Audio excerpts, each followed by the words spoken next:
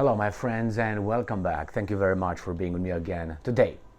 So I was right, and I'm not going to put a medal, I'm not going to award a medal because of that, because for me at least it was too obvious, and I don't like to, how should I put it, take credit for low-hanging fruits, which is in this case this topic. The second club really is forming, something I've been saying for at least 2 years, but CNN, the mainstream Western media, mainstream being the corporate media in the West, received the green light to tell us, to tell our baboons, hey, be careful, these guys are forming an alternative organization or club to Al Capone's plantation. And that is, as I said, the club of the good. That's how I call the second club, just to poke the first plantation's boss. So what's going on here? The topic for this video is the summit in Astana, Kazakhstan, where Vladimir Putin, Xi Jinping, and many others are gathering and discuss global issues. I've been saying this for at least 2 years. Whose fault is that? Let's put it this way. I think is the miscalculation or the calculation that ran out of control, got out of control from Al Capone. They didn't expect the Russians to hold in Ukraine as they did. And the other club is forming. So that's the first thing. Who is to be blamed and why for the formation of the club of the good? That's the first one. Second one, Mr. Modi, the Prime Minister of India, visits Russia, Moscow. Now, India, and again, these guys point out finally that you lost India, you lost China, and it's something that, if you remember,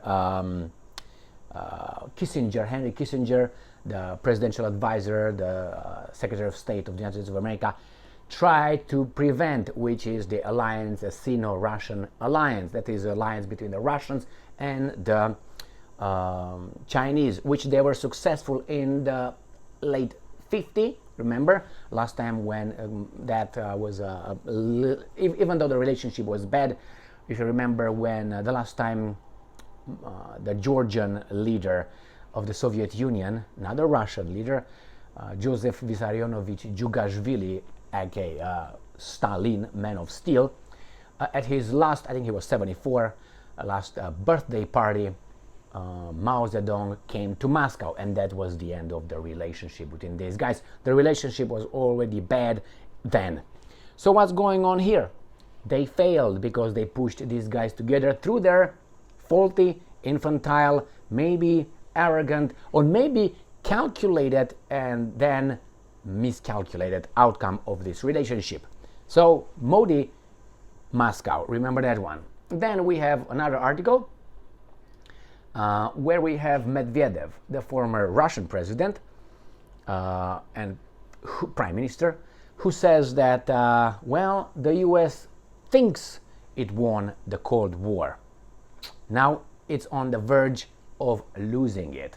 We're going to talk about the Cold War and who's who, what's what, and how Cold War is portrayed in the West, and how Cold War, or at least more information on what actually happened, is not, hey, we outspent, this is the garbage that these guys parroted in the West, we outspent Ronald Reagan, outspent Mikhail Gorbachev and the Soviet Union, therefore they waved the white underwear with some yellow spots on it. Well, that's very simplistic, and that's a little part of the whole story. I think it was a understanding. I am 99.9% certain it was an understanding between the guys in charge of us.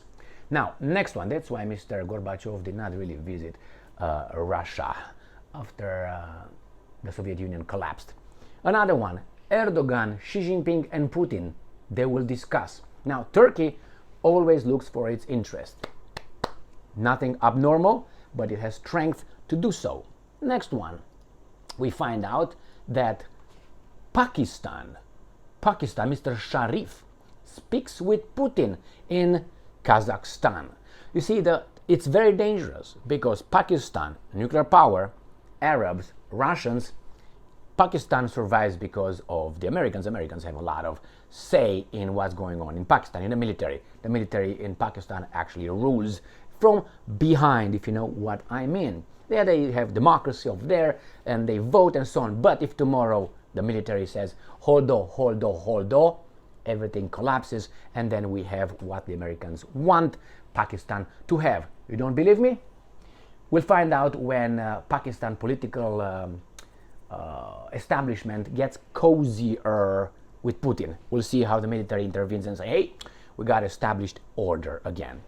And the last article that I have here ready for you is the Xi Jinping, as I said, Putin, Erdogan discuss issues, global issues, and that's very important. Why? Without Turkey, nothing really moves around the Black Sea. Yeah, you have Romania, you have Bulgaria, it's true, but without Turkey, you don't have Georgia, you don't have, how do you call those, Armenia, which can create a second front. So let's start with the beginning. The beginning is CNN. This is from July 3rd, 2024. A growing club, they say, led by Xi and Putin to counter the US is adding a staunchly pro-Russia member. And let me put my goggles. A club of Eurasian countries spearheaded by China and Russia to advance their leaders' vision of an alternative world order is set to expand again this week, this time adding a staunch Russian ally and has openly supported Moscow's war on Ukraine. The expected admission of Belarus, no surprise here, but to the Shanghai Cooperation Organization at its annual Leaders Summit in Astana, Kazakhstan, is another push by Beijing and Moscow to transform the grouping for a regional security bloc into a geopolitical counterweight to Western institutions led by the United States and its allies. I'm going to give you this, my American friends. When you go home, tell your children and keep telling the children that we are in deep doo-doo with the second club because of your leaders. Do not allow the mass media to come with a narrative. They will come anyway. You keep saying that to your children, to your grandchildren. They formed the second club because of NATO's expansion into Eastern Europe. That would destroy the balance of power and the trust between Russia and the United States of America. Now, countries have interest, but you always know who threw the first rock, and that is the expansion of NATO. Everything starts after 1991 with the expansion of NATO. Came to Russia's doorsteps. Something like this cannot happen. So, it can, and this is the reaction. These guys thought that the Russians will collapse. Remember, if they impose some garbage, sanctions, the Russians will collapse. The ruble will be going down the tubes, and they will help. Didn't happen. Why? The Russians are Europeans, and the Russians are also very smart. They think in centuries. The Americans think in election cycles. That's something that Mr. Cohen, Stephen Cohen, Dr. Stephen Cohen, one of my favorite historians in Russian relations, said in one of his interviews. And that's unfortunate. Keep an eye on that garbage. So remember, tell your children it was not those, it was your bosses. It was the elected officials at the whim of their bosses' interest, military interest, financial interest in the first place, and then energy interest, global I'm talking about. They triggered this crisis. Not the Russians. The Russians did not expand. NATO expanded. Did it have a right? Yeah, you have the right. But in the meantime, it broke its word. That's one thing. Remember, no 1 inch expansion to the east. Remember that one? That's one. The other one was 1994, the Budapest Memorandum, where it said Ukraine will remain a neutral country. It will not join NATO. 2014, what happened to that one?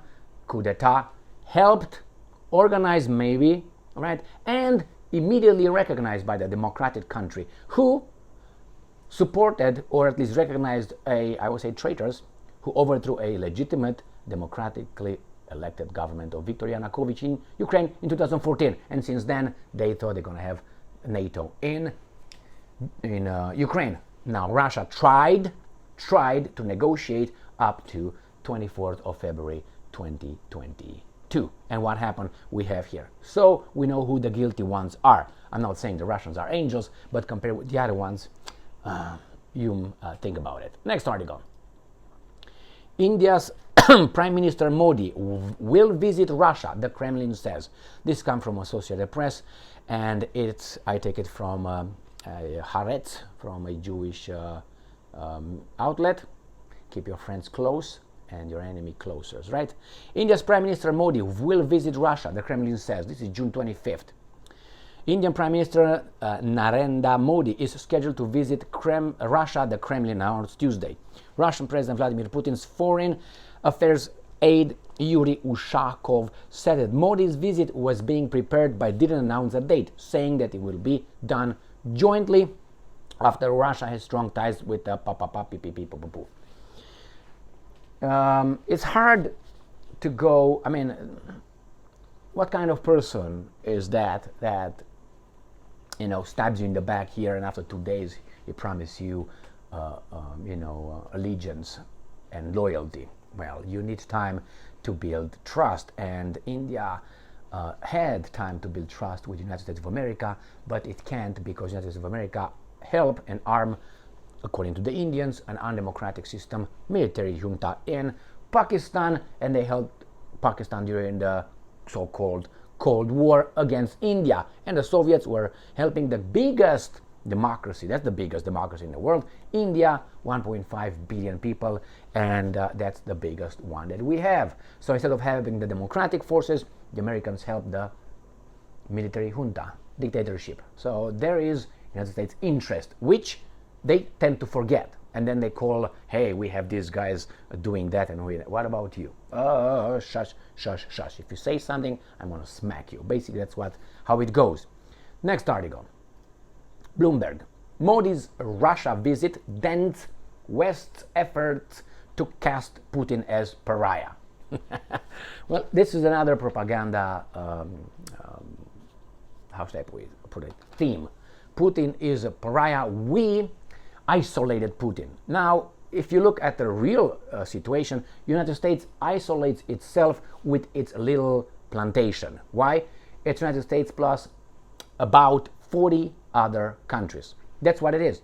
40 other countries, and about 20 of those 40 countries would defect, bye-bye, break away and go somewhere else. But they can't. They're held over there. Well, some of them are with their own interest. It's a pack of wolves. That's the alpha wolf, and then you have the lieutenants and so on.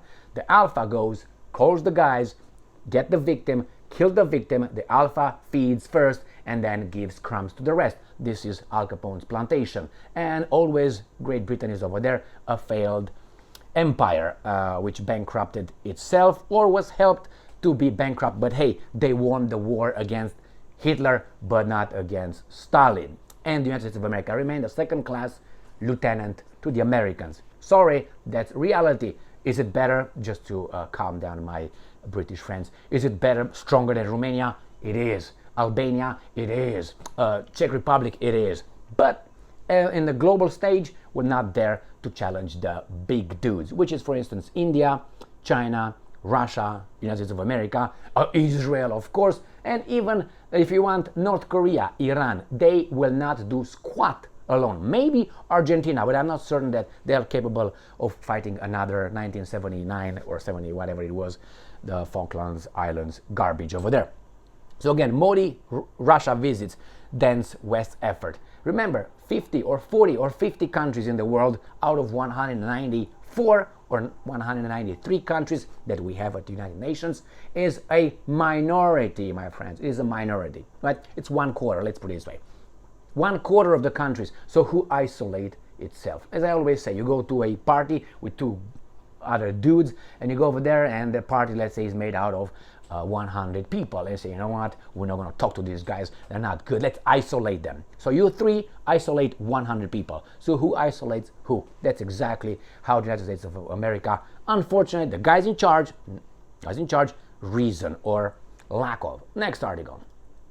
Insider. Russia's former president says the US thinks it won the Cold War, but is now on the verge of losing it. Well, the Cold War. Do you think that the Cold War just collapsed and everybody in the Eastern Europe realized all of a sudden while they were in power, they decided to, yeah, I think capitalism is better. Communism. Do you think that's how it happened? When it happened that way, tell your boss to share his profits with you, and he's one day going to realize that and he's going to do it for you. He's not going to do it. You have to make him, or he gets with other people in a little understanding.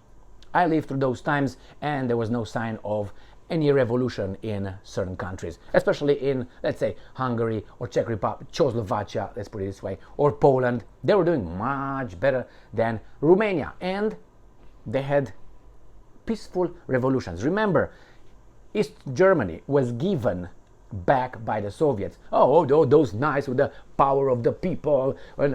They broke a few bullets, and everybody would have been running fucking home to their mommy's V's right there. Guarantee you that. You don't believe me? Just look when people attack and someone just shoots an automatic weapon in the air. What do you think those guys will do? Some of them will advance, pam pam, everybody goes back. Like for instance, the border situation.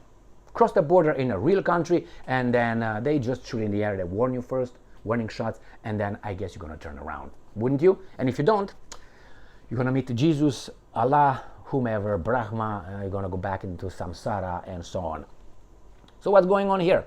They won the Cold War. The Cold War was an understanding between the guys in charge and the Americans, mediated by the big banks.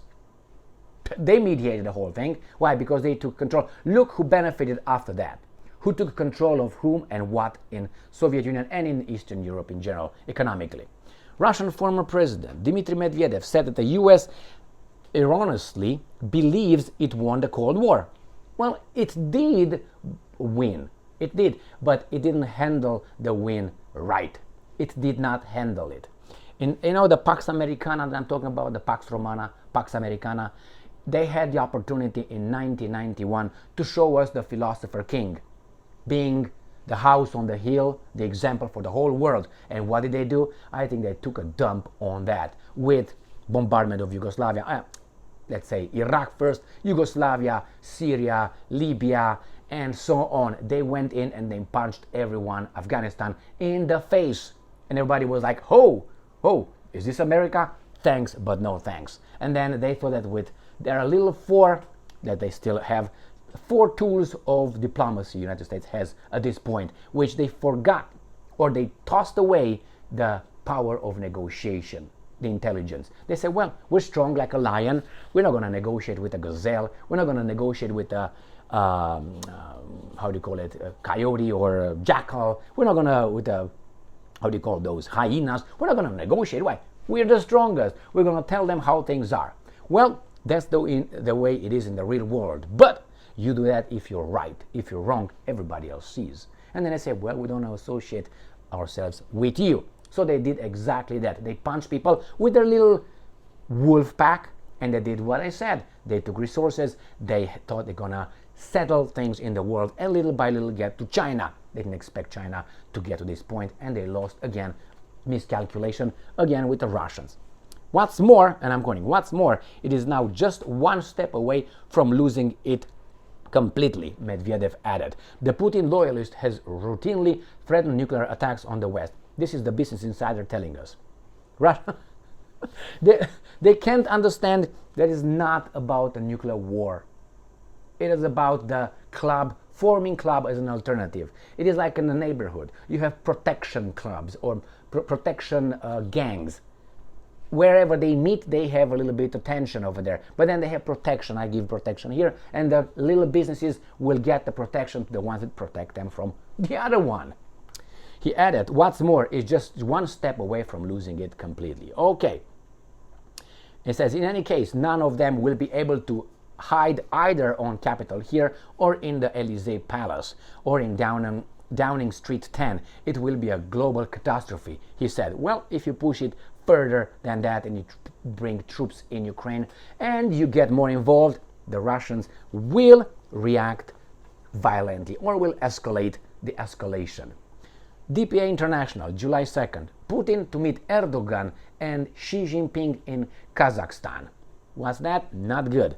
So he says, Russian President Vladimir Putin and his Turkish counterpart Erdogan will meet in Central Asian Republic of Kazakhstan on Wednesday ahead of multi-country security summit, according to the Kremlin. Talks between the two heads of state had originally been planned in Turkey. If you remember, in about March or February, they said it will be nothing happened. On Thursday, Putin is to meet Chinese leader Xi Jinping at a Shanghai Cooperation Organization event in the Kazakh capital Astana. He will also consult with the presidents of Azerbaijan, Kazakhstan, Belarus. More talks are scheduled with the Prime Minister of Pakistan and the Iranian Vice President. Now, let's move on. Next one. This is from Yahoo News. Shanghai Cooperation Organization Summit, Putin, Xi and Erdogan to discuss regional issues. You start slow and then you All right, so here it is. Next one.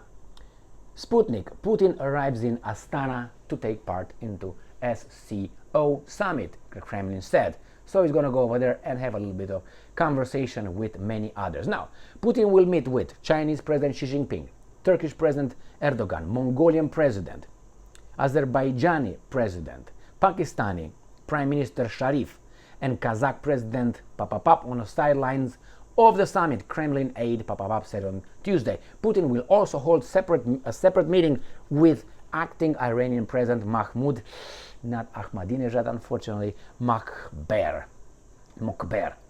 And the last one is from Sputnik from 24 minutes ago, today on the 3rd of July 2024. Putin holds talks with Pakistani Prime Minister Sharif on SCO Summit's sidelines. They are to be blamed. Don't accept the version the mass media manufactures. And this is a reaction of Russia not collapsing under of NATO. You can call Russian attacks on Ukraine however you want to call it. The reality is NATO moved towards Russia, not Russia towards NATO. So when you read or you listen to these guys in the so-called mainstream media, in the West, free media, free world, that Putin wants to create the Soviet Empire again. Putin is going to go next into NATO, into Eastern Europe, and then in Western Europe. The evidence proves the other way, which is look at the United States of America's military presence around the world. Look who invaded and who bombed whom before the Russians entered to take care of the Russian population in eastern Ukraine after the good powers of the world were agreed with the Minsk agreements 1 and 2 that became international law. They didn't give a shit about it.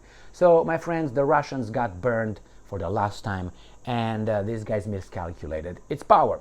They will lose Africa, they will lose South America. Why? Resentment. When you punch someone, or you do this too many times to someone, or even one time, that person, the victim, will not forget. The perpetrator tends to forget because of the number and the pleasure he had or she had in perpetrating on these guys. So these countries will just immediately switch to the Russian, Chinese, Indian, and so on alliance as soon as they are guaranteed protection from Al Capone's might or pack of wolves. Who is to be blamed? These guys. Not those guys, these guys. Don't let yourself being fooled. Thank you very much for being with me again today. Stay strong, stay smart, look for the truth, and be just.